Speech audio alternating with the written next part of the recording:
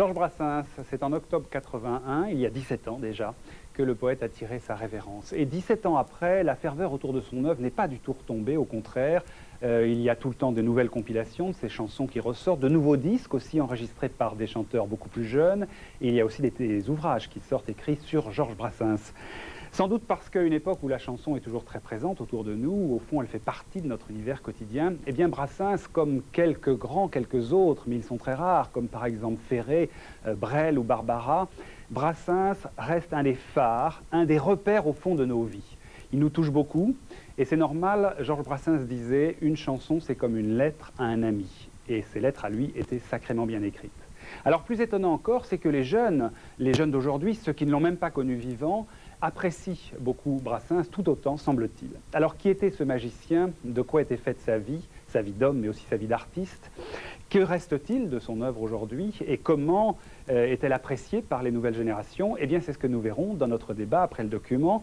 Nous aurons plusieurs invités, je vous les présente tout de suite. Il y a bien sûr les copains d'abord. Il y a Émile Miramont, c'est un ami d'enfance de Brassens. Il y a ensuite Mario Poletti, lui c'est un ami de la maturité.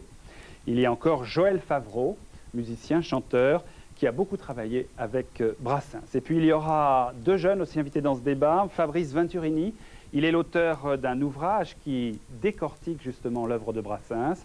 Et enfin le peintre Robert Combas, c'est peut-être plus surprenant, mais lui aussi il a fait toute une série de tableaux sur Brassens, il nous expliquera comment et pourquoi.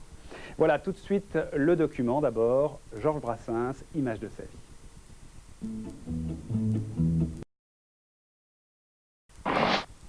Voilà pour le document, les images de la vie de Georges Brassens, j'ai envie de dire presque les images de la vie de Saint-Georges, parce que tout cela est très édifiant, bien sûr, mais avec nos invités, on va aller un petit peu plus loin, on va approfondir le portrait et l'œuvre de cet homme. Il y a d'abord les copains. À mes côtés, Fabrice Venturini, alors vous êtes d'une autre génération, je peux dire, enfin Joël Favreau fait un peu le lien, vous êtes d'une génération de jeunes, donc vous êtes l'auteur d'un livre, Georges Brassens ou la parole distanciée. Qu'est-ce que ça veut dire d'abord? Question redoutable de départ. En fait, c'est un titre qui est là pour traduire plusieurs réalités, en fait. La première porte sur le sens, puisque j'emprunte ce titre à la distanciation, tout simplement.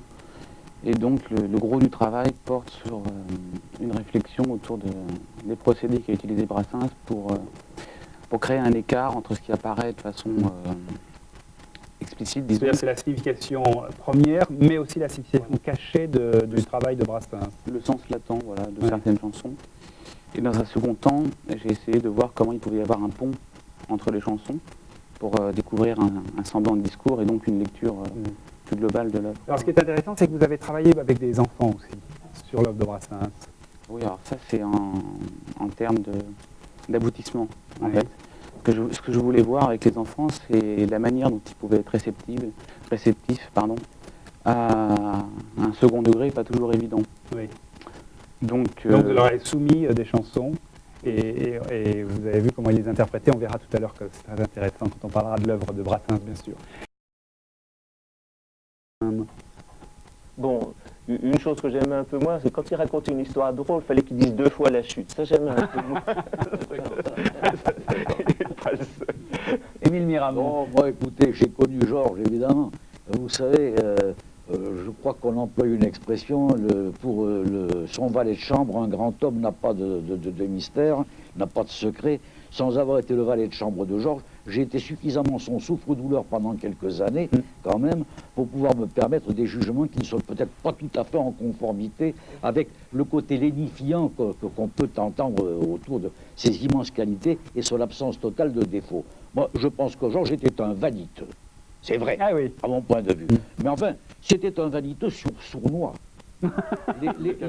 Les jours de grande franchise, il n'hésitait pas à vous le dire.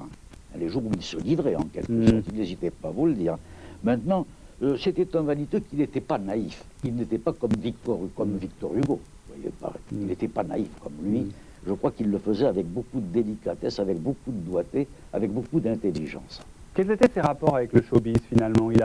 Il n'en a pas profité, mais il s'est bien accommodé d'un système existant. Je me disais, je suis forcé de faire une chanson, un disque régulièrement à date fixe, et l'éditeur me le demande, Et lorsque j'ai un disque à faire, à l'époque avec du vinyle, qu'il me manque une chanson ou deux, je prends un connard et je mets une musique autour. Ça voulait dire un poète. Ah oui. Mais c'était connard, chez lui, ce n'avait pas la pression de ce qu'on peut imaginer. Hein. Ça situe quand même ses rapports avec les poètes? Non. Non, pas du tout. Non. C'était le ton. Ouais. Oui. Se faire traiter de con par Brassens, c'est un grand compliment. Hein. C'est vrai. Fabrice Venturini, vous vouliez... Je voulais juste poser une question à Émile Baramon. C'est quoi va me comprendre? Il disait pas connard, il disait coulif là. Il y en a d'autres. Fabrice Venturini, vous vouliez poser une question à Émile Baramon, non? Oui, je voulais juste vous demander, selon vous, quelle était la signification de ce fameux livre auquel Robert Combas a fait allusion tout à l'heure. Donc il faut bien repréciser, c'était un livre qu'il a publié sous une fausse maison d'édition, qui était enfin Gallimard, etc. Oui. Et qu'il a publié très au début de sa vie, enfin au début de sa carrière. Apparemment, il est très rare ce livre. Je sais pas, Il est très rare. Il y en a deux qui sont introuvables. Il est très rare d'une part, mais ce qui m'intéresse avec ce livre, en fait, au-delà de son contenu, c'est parce que vous parliez de vanité, justement. Donc, moi, je me suis un peu penché sur ce livre-là, justement, dans un premier temps, parce que je me suis dit, mais pourquoi parce que justement, tous les livres, en général, se demandent pourquoi Gallimard n'a pas réagi à ce moment-là. Or, dans le contexte, Gallimard, à ce moment-là, est justement interdit de label, à cause de Drieux-La Rochelle, qui était à la tête de Gallimard pendant la guerre. Donc, je me dis, est-ce que Brassens, il ne fait pas un coup fabuleux à ce moment-là, où il passe une espèce d'anarchisme un peu dur quand même, parce que les textes libertaires sont un peu durs, il faut dire ce qui est, quoi. Il n'y va pas facile avec les flics, etc., à une notion peut-être plus souple de l'individualisme et de l'individu en dehors de la loi. Parce que c'est quand même quelqu'un qui disait, les trois quarts des gens, je trouve cette phrase fabuleuse d'ailleurs, les trois quarts des gens ne peuvent vivre sans loi, moi si. Et justement, là, en l'occurrence, c'est à double tranchant. Il y a un livre qui existe. Je voudrais juste terminer ça dessus. C'est à double tranchant, parce que d'un côté, il fait un petit recueil, hein, et puis hop, tout de suite, le label Gallimard, ce qui fait quand même quelque chose, mais Gallimard ne peut pas réagir. Et d'un autre côté, il contre une loi qui interdit à Gallimard de le faire. Donc, des deux côtés... Il ne s'est pas posé autant de questions. Non, mais je vous demande, justement. C'était plutôt un canular. C'est le canular pur et simple. Il a trouvé cette idée, il a dit, mais pourquoi pas, autant prendre le plus célèbre, hein, autant aller foutre la griffe de Gallimard dessus, qu'il a traité du reste de considérables voleurs, du fait qu'avec deux ailes, on n'en vole que mieux. Mais il n'a pas eu de procès? Pas du tout. Non. Oh, Gallimard se l'est foutu. Vous savez, je pense que des histoires comme celle-là, les grands éditeurs... À l'époque, il n'était pas connu aussi, hein, c'est ça. Les grands éditeurs ont dû être victimes, entre guillemets, de choses comme celle-là. Il n'a certainement pas été le seul, Georges, à mettre en cause des éditeurs célèbres. Ou enfin, Pour de lui, et qui avait plutôt mal tourné, et c'était pas sa tasse de thé d'avoir des enfants. On va passer à son œuvre. Oui, allez-y, Fabrice. Je veux dire qu'il y avait eu un article, je crois, dans l'Express qui s'appelait Brassens, le plus heureux des Français. Ouais. Ils avaient fait un sondage là-dessus, et puis le truc était assez... C'était le plus envié des Français. Le plus envieux ou le plus heureux? Se projeter en lui. Oui, c'est ça, mais quand même, donc ils avaient envie d'être Brassens. Voilà, les gens avaient envie C'était d'être quand même Brassens. une forme de... Ça fait partie des choses qui sont absolument traîtres, c'est quand on vous donne 10 noms, choisissez l'homme ou la personne que vous voudriez, à qui vous voudriez ressembler. Et on donne des noms, donc on oriente déjà. Je sais qu'en 78, deux ans avant sa mort, il était l'exemple du Français qui était le plus admiré, le plus... Le français idéal, mais On donc... n'était pas sur le fond, je dis simplement qu'il y a eu... Ouais. Il a dit, ah, les cons. Quand même. On va parler de son œuvre maintenant dans la dernière partie de cette émission. Et là, je m'adresse à tous. Enfin, de toute façon, je m'adresse tout le temps à tous, vous cinq. Qu'est-ce qui reste... Robert Combas, par exemple, est-ce que vous trouvez, quand vous avez repris son œuvre, par exemple, pour travailler dessus, que certaines choses ont vieilli ou pas, ou pourquoi vous avez choisi certaines œuvres plus que d'autres? Moi, personnellement, j'étais pas un fan de Brassens, alors... Justement, vous avez peut-être plus de recul pour la... Moi, j'essaie simplement de voir les rapports que j'avais avec Brassens. Je pense qu'il y avait un amour-haine avec la vie, hein, personnellement, moi aussi. Et d'ailleurs, cette exposition, c'est fini avec des lettres anonymes et compagnie, pour en parler. C'est-à-dire des ragots, des trucs comme ça. Vous savez, ces villes-là, c'est des villes comme ça, elles sont jolies, elles sont gentilles, mais aussi elles sont... Parce que l'image que donne Brassens de Sète, c'est quand même une image d'Épinal, un peu, si je puis me permettre. Moi, je sais pas. Et vous n'avez pas l'impression? Je sais pas. En tout cas, Brassens, il n'habite pas à Sète, donc il y a une raison. Il y a plusieurs raisons. Je ne pense pas que ce soit simplement, comme il le disait, que, soi-disant, il y avait des fans qui allaient l'embêter. Je pense qu'il y avait un amour-haine avec la ville. Ça, je suis persuadé. Ouais. Mais c'est au feeling comme ça. Hein. Parce que moi, j'ai ressenti la même chose, exactement. Mais alors, pourquoi vous avez choisi certaines chansons plus que d'autres? Ça vous inspirait plus? C'était quoi? Les textes, la musique? Non, c'est les plus connus, simplement. Non, c'est les plus connus, sauf...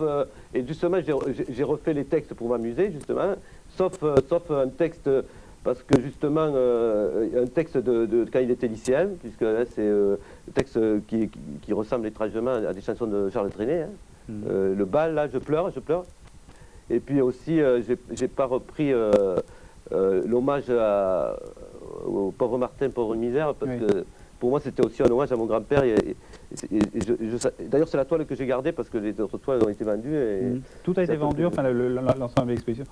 Enfin, je veux dire, il y a oui, ils avaient vendu, maintenant c'était pas des millions, hein. C'est pas parce que c'est vendu que c'est... Non, je travaillais avec des galeries, donc elles ont pris les toiles à l'époque. On était dans des époques où ça marchait bien quand même. Fabrice Venturini, alors on a vu avec les témoignages de nos amis que Brassens heureux, pas heureux, Brassens aimant sa ville ou pas, est-ce que tout ça apparaît derrière l'analyse des textes ou de l'ensemble des chansons? Qu'est-ce qui ressort donc de vos analyses, justement? Enfin, c'est difficile de résumer, j'imagine, votre livre, mais qu'est-ce qui ressort de vos analyses de plus surprenant sur Brassens? C'est ça, de ce qu'on ne connaît pas. Mais je ne crois pas avoir dégagé des choses qu'on ne connaît pas. Hein. J'ai fait que étayer, et encore une fois, un certain nombre de pistes de lecture. Cela dit, ce qui m'impressionne le plus, en fait, et ce qui s'avère de plus en plus vrai, c'est la diversité d'interprétations qu'on peut faire de ces chansons. C'est vrai en musique, enfin moi je ne suis pas musicien, donc, mais je veux dire, il y a de plus en plus de gens qui s'y intéressent. Et c'est vrai parce qu'en disent les gens. Là justement, je lisais un article il n'y a pas longtemps sur un groupe de rap qui disait un truc qui m'a beaucoup amusé. Parce qu'il peut être pris comme ça, effectivement, mais ça C'est-à-dire, il disait on s'inspire aussi bien de la Mano Negra que de Brassens. On a un plaisir fou à reprendre mauvaise réputation. Ce texte sur le délit de sale gueule reste d'actualité. Moi, je l'aurais pas vu du tout comme un texte sur le délit de sale gueule, quoi. Pour moi, ça reste un texte un petit peu fondateur de son individualisme, mais c'est intéressant de voir que ça peut être pris comme ça. Et justement, ça fait un pont aussi avec Robert Combas, parce que que ce soit en peinture ou en musique, finalement, tout le monde y trouve quelque chose qui est donc quelque part un petit peu dans le texte. C'est ce qui me fait penser que s'il est resté moderne comme ça, c'est parce qu'avant tout, il a parlé, il n'a eu qu'un discours, c'est l'individu, quel que soit le contexte. Et... Cela dit, ces thèmes, vous le disiez, c'est des histoires de délit de sale gueule, non, mais ce que disaient les chanteurs de rap, les histoires sur les juges, etc., ça reste très très contemporain. Là, d'autant plus le gorille. Sur la justice, sur la police, oui, c'est sûr. Oui, en l'occurrence sur la justice ou la peine de mort, à cette époque-là, en parler, c'était pas franchement simple. Joël Favreau, quand vous avez travaillé donc avec les Josiane Balasco, Cabrel, Manu Dibango, etc., des enfants assez jeunes, quel âge? C'était des enfants de classe de 6e et de 5e. Alors comment vous avez procédé exactement? Je suis tout simplement allé dans les écoles au départ. J'ai demandé à travailler avec ces classes-là parce que je me disais qu'ils avaient une connaissance quand même approximative de Brassens. En gros, ils connaissaient, ils avaient déjà entendu son nom. Certains savaient que c'était quelqu'un qui jouait de la guitare, mais enfin, ils n'avaient pas toujours forcément de chansons en tête. Excepté le cas du Petit Cheval ou de chansons comme ça. Donc, si j'ai voulu travailler avec eux, c'est justement pour essayer de faire des textes qu'on n'aurait peut-être pas abordés facilement avec eux. Justement, alors par exemple, qu'est-ce que vous leur proposiez comme chanson? Je leur ai proposé le gorille, ce qui n'a pas été simple à placer. Des enfants de quel âge? J'ai proposé, il devait avoir à peu près 13 ans, je pense qu'en 6e on a à peu près 12-13 ans. Donc j'ai pas trouvé beaucoup d'enseignants d'accord. J'en ai trouvé un, à vrai dire. Et je lui ai dit que je prenais la responsabilité si les parents se plaignaient, etc. Parce que c'est le difficile, ça a été effectivement de balancer ce texte. Je vais pas vous dire que personne n'a ri, c'est évident quand on voit cette histoire. Mais je voulais voir si certains d'entre eux étaient capables de voir qu'il y avait quand même une dimension un peu plus triste. Alors ce dessin, une des rares élèves qui m'a fait quelque chose. Je l'ai sélectionné justement parce que c'est quasiment la seule élève qui a complètement mis en aparté le gorille, qui lui a fait quelque chose de triste. Et comme je leur ai demandé après de me justifier leur dessin, elle m'a expliqué que c'était parce que dans le fond, c'était plus triste que drôle cette chanson et que ça mettait en valeur justement la peine de mort. Elle citait clairement la peine Et de c'est mort. la seule qui a vu ça, les autres... C'est pas tout à fait la seule. Il y en a eu quelques. Mais disons que ça a été la plus pertinente, la plus directe. Voilà. Sinon, j'ai eu le droit à des gros gorilles, des gros machins, enfin des trucs. Bon. Ceux-là, je Ça, disais. c'est le premier degré. Voilà, c'est le premier degré. Moi, je voulais quand même qu'ils aillent vers le second, quoi. La question qui se pose à travers tout ça, c'est de se demander au fond si l'œuvre de Brassens reste contemporaine. Est-ce qu'elle reste encore moderne? Est-ce qu'elle est datée? Ou est-ce que... je ne sais pas, qu'est-ce que vous avez envie de dire là-dessus, Robert Combas? Moi, rien. Pourquoi? J'aurais aimé moi, je suis mal dans les débats où on est obligé de ne pas transpirer. Non, mais moi je trouve que vous dites des choses très très bien, c'est pour ça que je vous pose la question maintenant. Non, je sais pas, je sais plus. Non, je crois que c'est pas du tout un manque de respect sur le chant, ça serait vraiment paradoxal, Ouais. au contraire.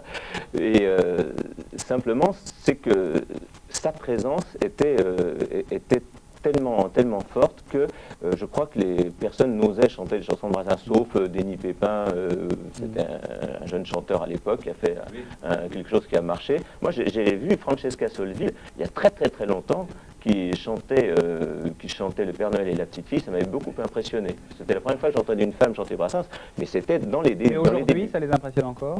Ceux à qui vous avez fait chanter par exemple, ça va me permettre de faire la transition avec les disques et les livres que je vais présenter. Bah, écoutez, il y en a qui ont refusé. Oui. J'ai demandé à Higelin, par exemple, il a hésité longtemps, puis il m'a dit, écoute, tu me demanderais de chanter en brousse avec une tribu ou avec des Écossais, ben, je le ferais, mais là, je vois pas ce que je peux lui apporter. Alors donc il y a ce disque-là, Il chante Brassens, c'est la dernière version qui est la plus récente. Renaud chante Brassens, lui il a osé, donc il n'était pas impressionné, pas de problème. Et surtout Maxime Le Forestier, bien sûr, Maxime Le Forestier avec le cahier 84 chansons de Brassens en public, et puis celles qui sont destinées au garnement, comme dit Maxime Le Forestier, l'une ou l'autre. Et puis bien sûr il y a toujours les rééditions, alors je ne sais pas si c'est la dernière, celle-là des œuvres de Brassens en CD, avec celle-là chez Philips, c'est La Mauvaise Réputation. C'est un triple CD, très complet, donc c'est presque l'intégrale. Oui, l'intégrale, disons. Hein. Alors ça, c'est pour les disques. On va passer, avant les livres, enfin c'est un livre aussi, c'est un catalogue. Tout ça est en train de... Il y a votre catalogue, donc c'est La Mauvaise Réputation. C'est le travail donc de Robert Combas, qui date de 92, hein, je crois, Robert Combas. C'était à cette époque-là. Il est plus sur le marché. Hein. Oui, mais les œuvres, Il elles n'a jamais existent. été sur le marché, d'ailleurs c'est un catalogue, c'est pas un livre. Mais les œuvres, elles existent toujours, en revanche, c'est un catalogue. Oui, c'est oui, ce que je disais, donc c'est ce qui fait la transition avec les livres dont je vais parler maintenant. Il y a votre livre, Fabrice Venturini, dont on a parlé, Georges Brassens ou La Parole distanciée, donc qui tente d'interpréter un petit peu le travail et l'œuvre de Georges Brassens. Il y a votre livre, Émile Miramont, je ne sais pas s'il est toujours disponible, c'était aux éditions de l'Archipel. Georges Brassens, 10 cornes de rock, ça c'est bien spécifié sur le livre. Il paraît qu'il est épuisé. Voilà. Il y a aussi une revue qui s'appelle Les Amis de Georges. C'est une revue qui est publiée régulièrement, hein, qui existe depuis un certain temps, qui continue d'ailleurs, qui a toujours un public. Très intéressante. Oui. Et puis enfin, je vais montrer ce livre de Loïc Rochard, Brassens, Orfèvre des mots. Vous l'avez chaudement tous recommandé. Et c'est préfacé par Joël Favreau. Donc merci à vous, Joël Favreau. Et merci à tous les 5 d'avoir participé à ce débat donc, sur Georges Brassens, sa vie, son œuvre. Merci à tous.